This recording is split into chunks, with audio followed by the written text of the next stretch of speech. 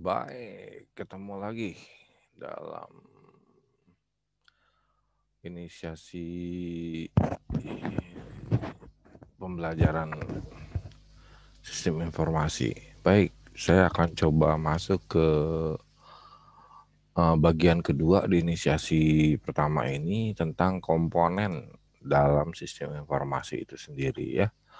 Ada beberapa komponen yang Anda harus bisa lihat di dalam sistem informasi sendiri. Beberapa hal yang penting yang harus diperhatikan adalah komponen sistem informasi terdiri dari banyak hal sebetulnya ya, dari banyak hal. Jadi tidak berdiri sendiri, tapi dia komponen ini menjelaskan bahwa komponen sistem informasi itu ada terkait banyak hal. Contohnya, diantaranya adalah di video pertama sudah bicara tentang orang, perangkat keras, dan perangkat lunaknya. Kalau di video pertama kita bicara orangnya, usernya, ada perangkat kerasnya adalah handphonenya, perangkat lunaknya adalah softwarenya. Sedangkan yang selanjutnya adalah kita bicara tentang isinya dari sistem itu sendiri. Salah satunya adalah basis datanya, ya, kemudian jaringan komputernya, dan komunikasinya, kemudian adalah prosedurnya, ya. Jadi banyak hal yang harus kita perhatikan dalam model-model komputerisasi itu diantaranya ada basis data. Basis data itu datanya, data itu penting ya. Jadi ada bagaimana kita mengatur datanya itu sendiri. Contohnya ada disk manajemennya, ada ditaruh di mana sih datanya tersebut gitu. Seperti hal-hal seperti itulah. Apakah di hard disknya, apakah di flash disknya, apa berupa serveringnya atau apa. Nah itu basis datanya di dalam bentuk apa. Nah itu juga diceritakan di situ. Jaringan komputer, jaringan sekarang komputer udah banyak sekali, luas sekali ya. Nanti kita bicara tentang jaringan komputer. Ada yang local area network, wide area network, personal area network, dan banyak-banyak ya jaringan komputer. Jadi dengan berbagai banyak bentuk juga ya, mulai dari topologi bus, topologis star atau hibrid sekalipun ada ya. Nah itu jaringan komputer. Sedangkan selanjutnya adalah uh, prosedur yang dipakainya. Nah ini ya prosedur-prosedur ini juga perlu diperhatikan adalah prosedur pengolahannya seperti apa ya, prosedur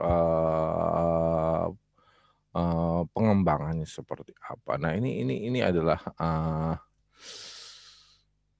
bagaimana Anda menentukan rancangan sebuah komputer secara real gitu ya, secara benar gitu ya.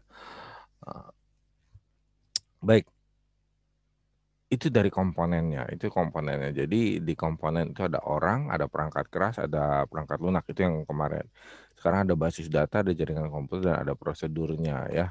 Selanjutnya ada beberapa hal lagi yang harus kita lihat adalah bagaimana kita melihat sistem komputer itu sendiri. Baik, yang ini akan saya coba bawa ke sebuah slide ya, tentang apa pembagiannya mungkin agak sedikit sulit untuk di ini karena ini saya membuat pemahaman seperti ini. Nah, dalam sebuah komputerisasi sistem informasi saja akan berbicara seperti ini. Sistem informasi dalam sebuah organisasi atau level organisasi. Kemarin kita udah lihat segitiganya ya. Yang pertama segitiganya. Segitiga organisasi dalam perusahaan. Nah, di level organisasi kita lihat ada sistem informasi departemen. Ya, organisasi ya, dalam sisi organisasi secara keseluruhan. Ada sistem informasi perusahaan, ada sistem informasi antar perusahaan. Jadi ada departemen itu apa? Itu boleh dibilang ya pemerintahan, kemudian kalau perusahaan apa bisnis gitu ya, jual beli. Nah, antar organisasi seperti apa? Nah, antar organisasi antar perusahaan ya. Bagaimana itu dibuat gitu ya. Selanjutnya adalah area fungsionalnya. Fungsionalnya apa? Ya di dalam sebuah perusahaan punya departemen-departemen kecil. Misalkan departemennya akuntansi, dia ngurusin keuangan, ada departemen keuangannya ya, akuntansi itu auditnya, keuangannya, ada departemen manufacture ya, manufacture atau pabrikan, manufacture juga macam-macam. Ada jurusan ada yang production, ada yang penjaminan mutu, ada yang PPIC, pelaksanaan produksi, dan banyak masalahnya, banyak di dalam sananya. Kemudian ada yang purchasing system gitu ya. Nah, di dalam manufacture banyak juga. Kemudian ada yang di SDM. SDM juga banyak, perekrutan SDM, kemudian penilaian SDM, peningkatan kinerja SDM dan banyak sekali di SDM juga. Kalau sama di pemasaran juga ada jenis-jenis pemasarannya yang kita lihat, pemasaran apa, jasa apa, barang atau apa gitu ya. Nah, itu adalah area fungsional dari sebuah perusahaan ya. Jadi kalau di perusahaan kita berceritanya banyak sekali di situ ya, mungkin teman-teman yang sudah kerja juga udah ngerti nih ya tentang hal seperti ini. Dan komputer yang dipegang tentu satu-satu kan nggak, mempunyai otorisasi atau autentifikasi masing-masing di, komputernya masing-masing. Oke, selanjutnya kita bicara tentang dukungan yang tersedia. Yang tersedia dalam proses-proses tersebut apa di dalam komputer Anda, misalkan saya hubungannya adalah transaksi di bidang marketing. Nah, ini ada dukungan proses transaksi ya, misalkan, dia bagiannya marketing tadi itu dari bawah ya, dari marketing, bagiannya apa? Oh ya transaksi, transaksi apa? Nah, kita kita lihat lagi transaksinya transaksi apa. Ya di marketing misalkan penjualan atau apa. Nah, apakah sistem informasinya ada dukungan transaksi atau tidak? Informasi manajemen. Nah ini, yang mendukung semua nggak dalam sebuah manajemen, sebuah departemen misalkan. Nah ini pakai sistem informasi manajemen. Ada sistem otomasi perkantoran. Nah sistem otomasi perkantorannya, terhubung nggak misalkan bagian bagian, gudang yang gunakan Excel atau gunakan, Microsoft Excel atau, bagian kantor yang menggunakan Word. Itu juga otomatisasi kantor. Apakah ini ada hubungannya nggak misalkan ya, atau dia menggunakan otomatisasi kantor yang lain misalkan ya, bidang akuntansi misalkan gitu ya, ada nggak hubungannya gitu ya. Kemudian sistem informasi pendukung keputusan, pakai nggak DSS-nya di dalam situ ya, nanti kita bicara DSS. Kemudian ada nggak sistem informasi eksekutifnya yang ngedukung para eksekutif di kantor tersebut ya, kemudian ada kelompok. Nah ini grup, grup pemakaian grup, sekarang sistem informasi grup banyak di WA, di perkantoran. Jadi, itu termasuk sistem informasi bukan? Nah itu juga harus apakah ada tersedia chat antar departemen? Nah itu juga harus dilihat. Sistem informasi cerdas atau artifisial punya nggak di situ gitu ya, cerdas itu di situ ya. Nah kemudian artifisial itu bisa disebut juga dengan, implementasi robotik di situ ya, penganalisaan di situ ya, kemudian aktivitas manajemen. Nah di manajemen ini punya faktor apa aja? Pengetahuan, misalkan ada nggak pengetahuan-pengetahuan yang diperlukan, misalkan ada informasi pasar dari luar yang harus dianalisis, informasi, feedback dari pasar, nah ini pengetahuan. Operasionalnya sendiri, adakah perlu ada, sistem informasi yang berbasis operasional untuk mengelola perusahaan tersebut, ya, operasional itu di bawah.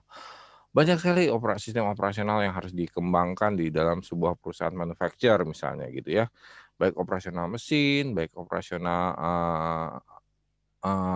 krunya, official-nya, segala macam itu banyak yang harus dikembangkan. Penerima telepon, penerima chat atau operasional pemasaran dan segala macam itu harus dikembangkan itu, karena titik tolaknya adalah bagaimana sih mengembangkan itu. Misalkan, adakah service center yang menggabungkan sebuah sistem di mana pelanggan dapat, mendapatkan, services terhadap, model sebuah produk yang sudah dilepas oleh perusahaan. Nah, ini juga di operasional ya. Kemudian sistem informasi manajerial. Manajerial ini biasanya secara keseluruhan ada di center ya. Adakah dia terhubung misalkan ya secara manajerial, misalkan ada surat keputusan dari pusat, bisakah sampai ke akhir? Nah itu salah satu manajerial. Sistem informasi strategis. Nah ini sistem informasi strategis biasanya bergantung sama, pengaruh-pengaruh dari luar. Kemudian arsitektur sistemnya juga sama.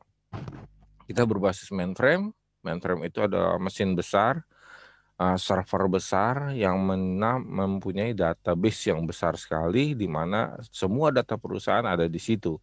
Itu mainframe namanya. Kemudian ada komputer pribadi. Apakah menggunakan komputer pribadi juga nggak di dalam kantor tersebut? Nah itu. Kemudian sistemnya tersebar atau terkomposisi di jaringan. Nah itu. Itu juga bagian-bagian yang perlu diperhatikan dalam sebuah eh, model komputerisasi gitu ya. Nah itu kira-kira untuk sementara tentang komponen-komponen dalam bidang komputer. Mungkin ini agak cepat karena memang ini sesi kedua yang saya ambil untuk mendapatkan atau menjelaskan sedikit saja tentang komponen-komponen dalam komputer. Ya, walaupun hal tersebut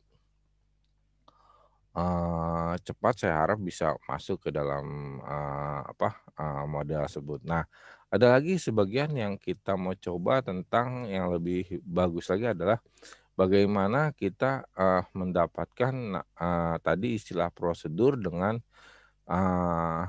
konsumen, manajerial dengan konsumen. Nah, ini mungkin agak sedikit tapi kita lihat diagramnya. Kembali saya buka aja diagramnya. Nah, diagramnya kita lihat coba. Nah, di depan ada kelihatan RCA Information System Reference. Nah, ini adalah intinya adalah bagaimana Anda menggunakan sebuah prosedur dalam sebuah manajerial di dalam sebuah komputer masuk ke dalam sebuah komputer ya, di mana di situ ada preservation planning, ada administration di dalam perusahaan tersebut, kemudian ada data tersebut di manajemen, kemudian artificial di storage, dikembangkan di apa penyimpanan, kemudian jadilah ini konsumennya gitu ya.